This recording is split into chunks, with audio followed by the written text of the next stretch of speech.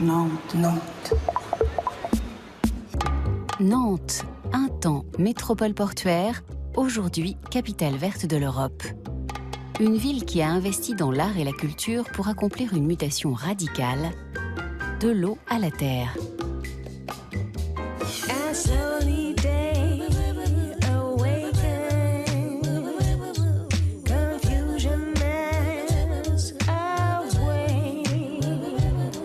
Bonjour, je m'appelle Elodie Rama, je suis chanteuse.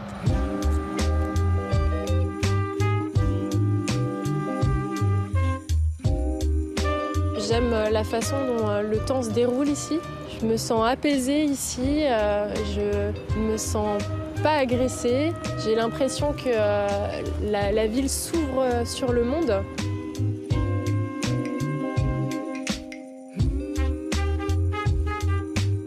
Nantes a été un port. Nantes a été surtout connue et a fait sa richesse sur le commerce négrier. Donc le commerce négrier, c'est basé sur un trafic humain entre le port de Nantes, l'Afrique et les colonies. Mes ancêtres ont été déportés de l'Afrique vers les colonies. Voilà, je trouve que c'est un vrai pied de nez à l'histoire d'être né ici et voilà, de réécrire quelque part l'histoire de façon heureuse. L'obscur révélera le clair de ma peau. La lune délivrera le velours de ses mots. Chacun de nos pas nous relie l'un à l'autre. Somnambule, je veille à retarder le réveil. Pour moi, le métissage, ça va vraiment au-delà de la couleur, du visuel, quoi. C'est l'idée du voyage, de l'échange, l'idée de la rencontre, justement. Un cimetière où les cyprès comme des lances sont les gardiens de son silence. Sur le sable, des lits de fer sont plantés là, face à la mer. Oh mon ami, la mort t'a emmené en son bateau pour l'éternité. Si on allait au cimetière. Loïc Touzé, danseur et chorégraphe.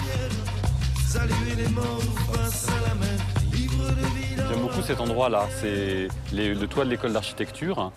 Et d'ici, on a une vue à 360 degrés sur tout Nantes.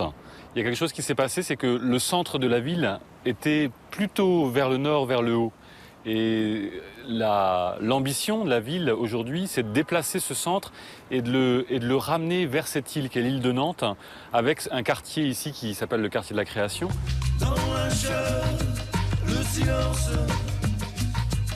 à l'heure où les cyprès se balancent, les morts reposent au cimetière, sous le sable, face à la mer. Et je trouve que cette ville arrive aussi à générer un certain rapport mobile avec son centre. Et voilà, ça me touche beaucoup. J'ai l'impression que je peux être en mouvement avec la ville parce que son centre n'est pas fixe. Parce qu'il y a la fiction ou un imaginaire d'un centre mobile. Donc on verra, peut-être ça se figera dans quelques années, mais aujourd'hui, on est dans un mouvement de glissement.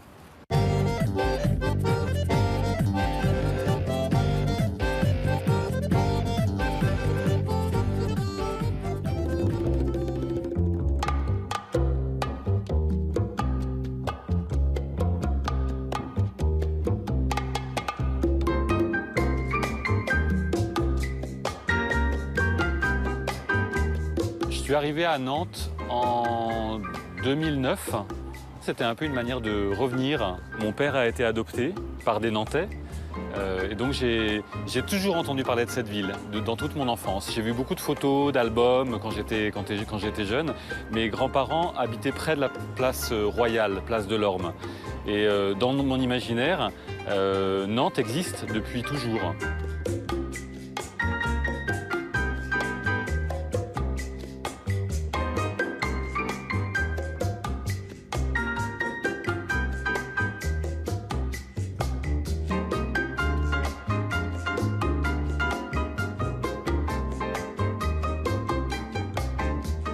Nantes, c'est une ville qui adopte. Dans mon histoire, je me rends compte que c'est ça. C'est une ville qui accueille, qui a une forme de confort d'un certain côté. Il y a un très beau confort de ville, mais en même temps, qui prend des risques, qui circule, qui échange, qui rencontre, qui permet que des gens différents se croisent. Je trouve qu'elle donne ça. Elle est généreuse, en fait. Où les gens qui sont là sont généreux dans la manière de...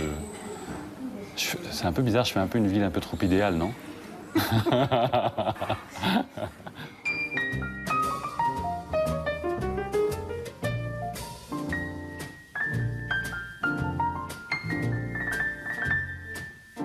C'est pour ça que Nantes est forte pour ça, parce qu'elle est capable de parier sur le fait que par l'art, par la culture, il y a des poches qui éclatent, quoi. D'échanger avec parfois ceux qui sont le plus loin, mais qui peuvent se retrouver sur une question sensible.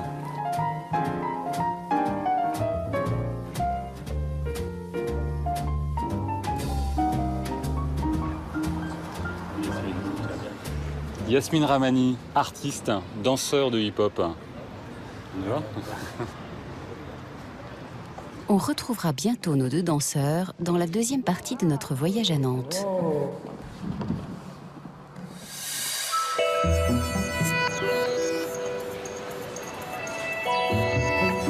Même en exil, leur patrie ne les quitte pas. Chacun à sa manière, ils traitent des traumatismes de la guerre civile et du manque de liberté au Proche-Orient. L'artiste syrien Ali Kahf et l'auteur de BD libanaise Zaina Abirached.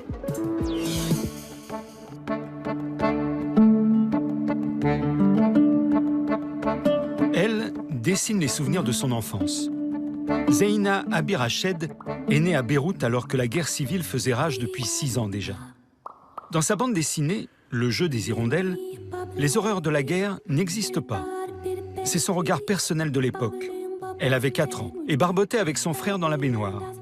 Une image plutôt joyeuse. Ça me tenait à cœur de montrer qu'il y a eu des bons moments aussi, malgré tout. Pour raconter aussi cette solidarité qu'il y a eu entre les gens et qui a fait qu'on a réussi à tenir le coup pendant ces 15 années de guerre. Entre 1975 et 1990, la guerre civile libanaise oppose différents groupes appartenant à d'éphémères coalitions. À l'ouest de Beyrouth divisée, les musulmans. À l'est, les phalanges chrétiennes. La famille Abirached habitait à proximité immédiate de la ligne de démarcation. Combat de rue, francs-tireurs planqués derrière des sacs de sable. Lorsque Zaina a commencé ses recherches, elle est tombée par hasard sur un reportage télévisé où on voyait sa grand-mère chez elle, dans sa maison, et on entendait ceci. Alors on est quand même peut-être plus ou moins en sécurité ici. Parce que les maisons sont peut-être... Ça, c'était un grand choc pour moi. Ça m'a complètement bouleversée de voir ma grand-mère.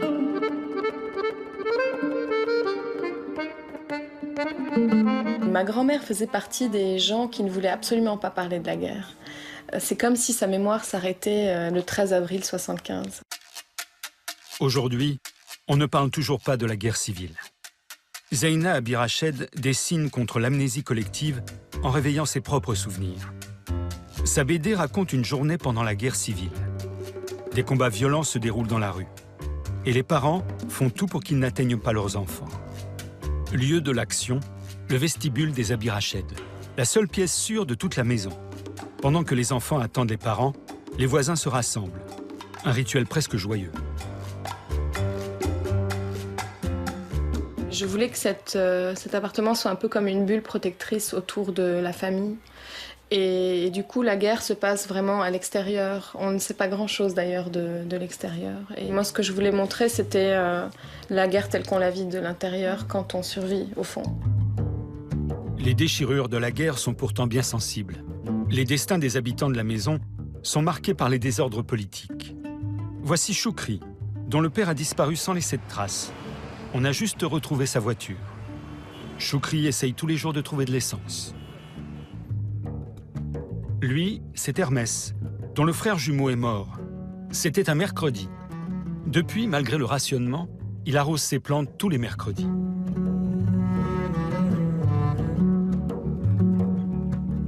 La guerre, c'est dehors. À l'intérieur, on entend le bruit lointain des bombes et des avions. jusqu'au jour où une grenade atteint la maison. Les Abirached doivent quitter leur foyer à la hâte.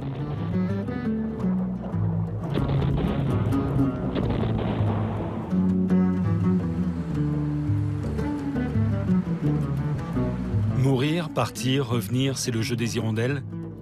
Un graffiti peint sur un mur de Beyrouth que Zeyna longeait tous les jours. Il est devenu le titre de son histoire.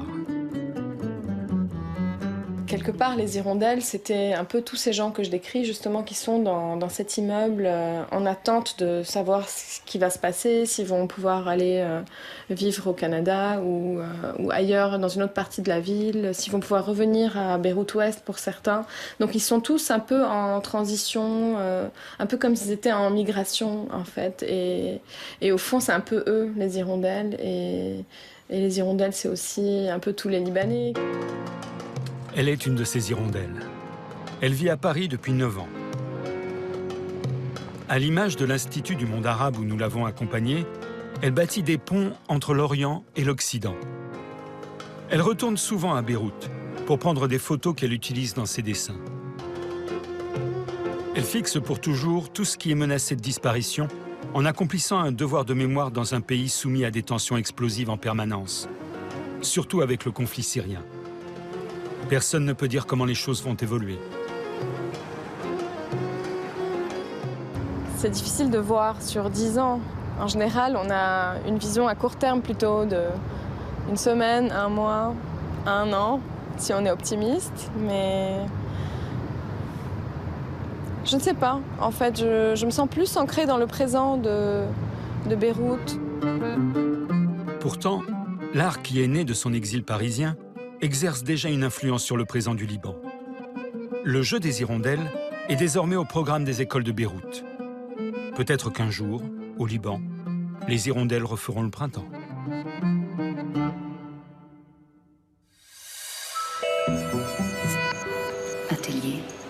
Atelier. L'artiste syrien Ali Kahaf, qui a 37 ans, vit en exil à Berlin depuis 10 ans. Un choix déchirant pour la liberté artistique et contre l'oppression politique. Son art exprime son travail de deuil et son mal du pays.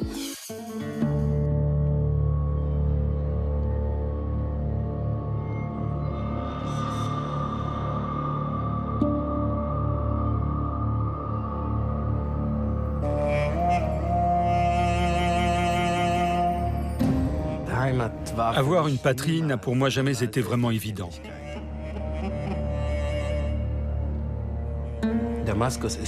C'est à Damas que je me sentirai le mieux chez moi. Peut-être parce que la ville me ressemble. Si Damas était un être humain, je serais son ami, par exemple.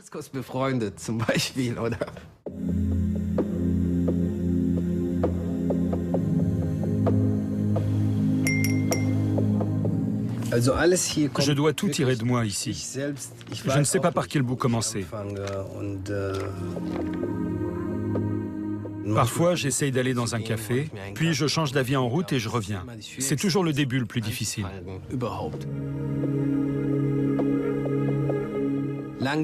Peu à peu, je me remets en condition et j'essaye de dépasser la difficulté de commencer quelque chose. Je cherche à me comprendre moi-même. Ce que je fais se passe ici, à l'aide de papier, de matériel et de temps.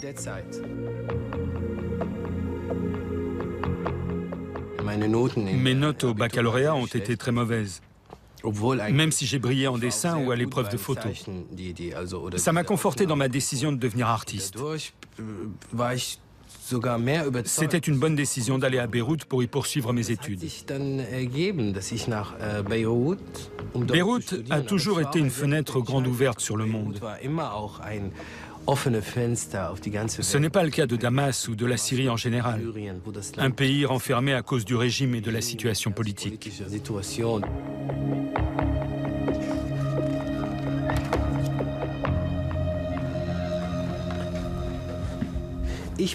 Je ne considère pas que mes œuvres soient abstraites. Je n'y vois rien d'abstrait. Elles partent toujours d'une forme. C'est le point de départ. Quelque chose comme une attitude, ou un instantané, un corps en mouvement dans l'espace. Tout ça se développe ou se réduit à cette forme.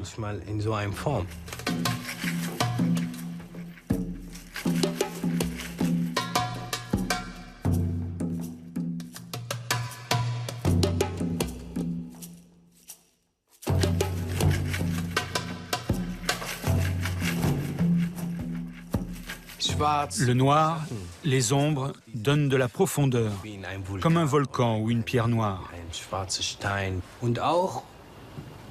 Ça reflète aussi la mentalité de là où je viens.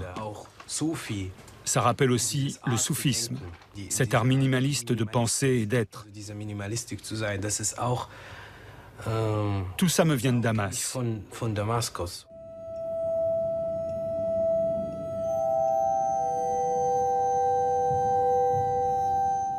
Berlin et Damas, je ne sais pas si c'est une fuite, une façon d'échapper à la réalité, de fuir le fait que la Syrie est en guerre. Avec cette vidéo, par exemple, je voulais témoigner de quelque chose qui venait juste de se passer dans mon pays. J'ai toujours cru, et je continue à croire, à cet immense cri lancé en faveur de la liberté. Mais ces débris de verre dans le film, cette sensation d'aboutir à force de sentiments à quelque chose que l'on ne peut finalement pas concrétiser, traduisent cette contradiction de me sentir en sécurité ici,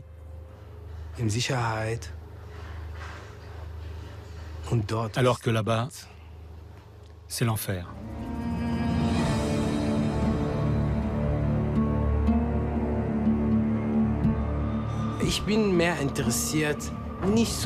Je m'efforce surtout de comprendre non pas le fonctionnement et la logique des systèmes, mais l'acharnement des hommes à percer une ouverture dans cette muraille, ou le désir de l'homme, que ce soit ici ou là-bas, de tenter à un moment donné de jouir de la liberté, ne serait-ce que quelques instants dans sa vie.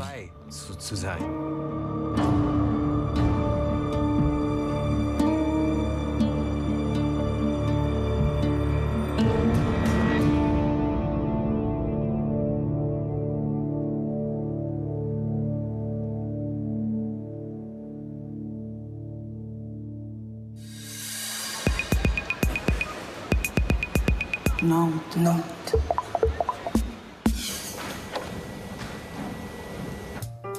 Retour à Nantes, une ville qui tourne et bouge comme un corps.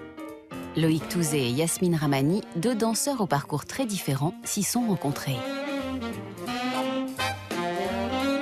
Il a une capacité à puiser dans une zone de joie immédiate qu'il me transmet. Avec lui, tout de suite, il me donne le chapeau, il me donne sa casquette. Et vraiment, je sais qu'on va la faire bien, cette danse.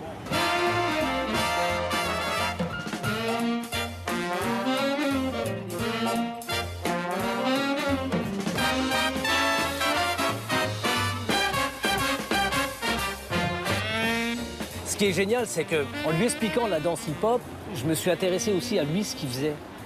Et j'ai remarqué que quand il me racontait qu'il était à l'Opéra de Paris, ça m'impressionnait parce que je me dis, tu vois, c'est vraiment pour moi très élitiste, c'était inabordable pour nous. Alors que nous, on venait, on cassait les codes, on avait une danse carrément cassée, on n'avait pas des lignes. Et c'était un peu mon rêve que j'aurais voulu faire, être danseur classique. Et moi, je pense vraiment que quand j'avais 15 ans, je rêvais que d'une chose, c'était d'être dans la rue et de danser de manière libre. Hein. C'est sûr.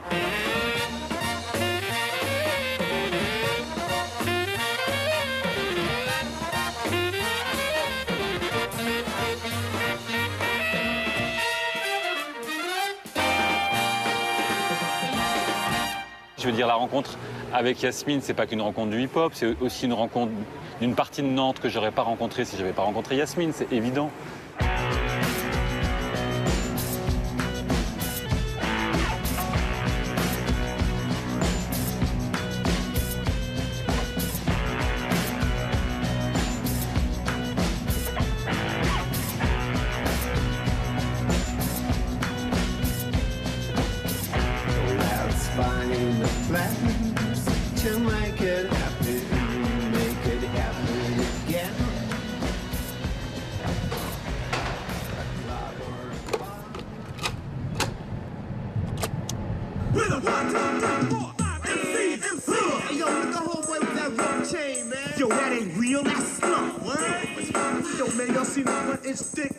Ici, c'est le quartier de Bellevue. C'est un des plus grands quartiers de Nantes. C'est un quartier qui est très, très pauvre. Chacun essaye de survivre. Donc, à un moment donné, il y a des gens, il y a des personnes qui le montrent différemment, cette douleur. Parfois, ça peut aller jusqu'au crime. Il y en a qui peuvent aller jusqu'à faire de l'art. Mais c'est vraiment un quartier peut-être en souffrance pour moi. En souffrance, mais qui a de l'énergie. Ça, j'insiste dessus. C'est un quartier où je connais pratiquement tout le monde parce que j'y ai enseigné à peu près pendant 30 ans.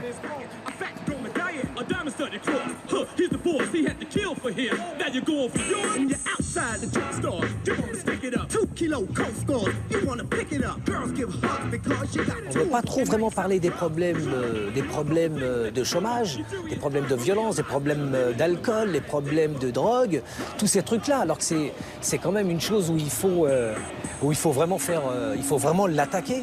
Et je me dis, l'art peut attaquer ça. L'art, elle peut faire face à ça. Et elle peut donner une réponse ou un questionnement.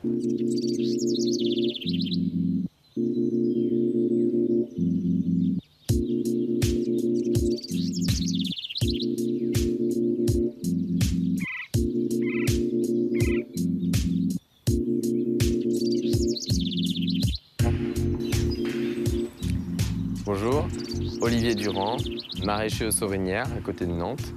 Un des plus petits maraîchers de France, à la recherche du goût et de la diversité des légumes.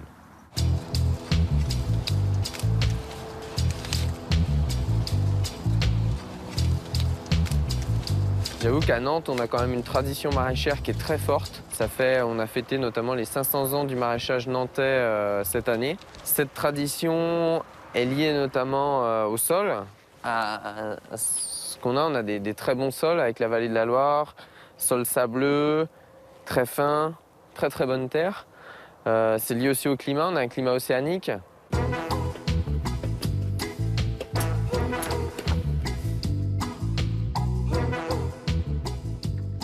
À l'origine, je suis nantais. J'ai eu la chance de voyager pendant plus d'une dizaine d'années et d'aller travailler notamment avec des agriculteurs dans plein de différentes régions du monde, notamment des maraîchers.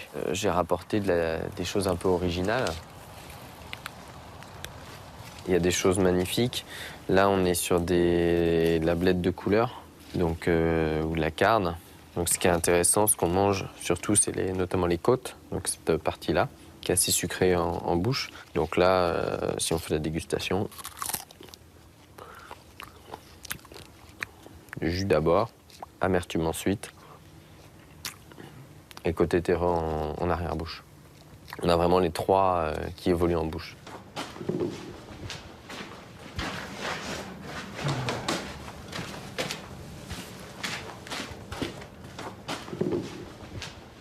Ouais, la beauté, elle peut être extérieure, mais elle peut être aussi intérieure. Et notamment, si on prend quelque chose comme ça, qui est un radis, donc il peut être de différentes tailles, radis red meat.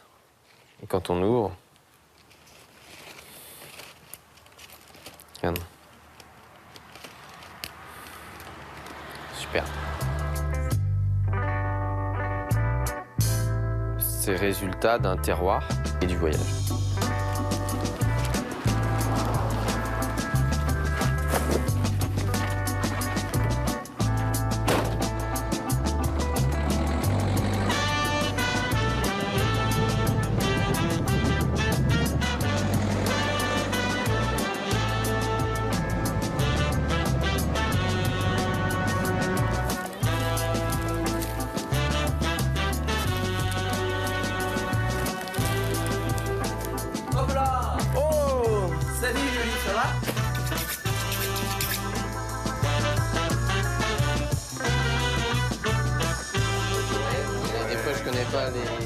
Et ce que j'aime beaucoup avec Nantes, il y a un glissement.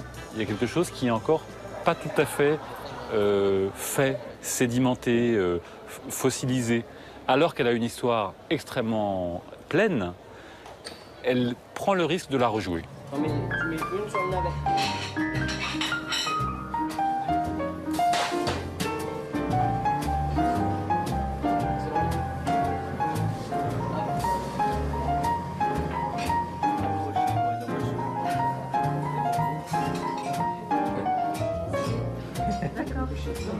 C'est un artiste de la vie. Nous, on est artiste de scène. Lui, il est artiste de la vie. Il fait pousser des choses de la terre. Ça, c'est ça, l'artiste. C'est intéressant, par exemple, de voir sur la carotte de Chantenay, parce que c'est un produit qui a une histoire nantaise. Donc, quand tu dis aux gens que c'est de la carotte de Chantenay, parce qu'ils ne le savent pas, après ils imaginent Chantenay, le quartier, etc. Et voilà, ils goûtent en même temps, c'est-à-dire qu'ils mangent un peu la ville, quoi. L'histoire de la ville, ils mangent du patrimoine.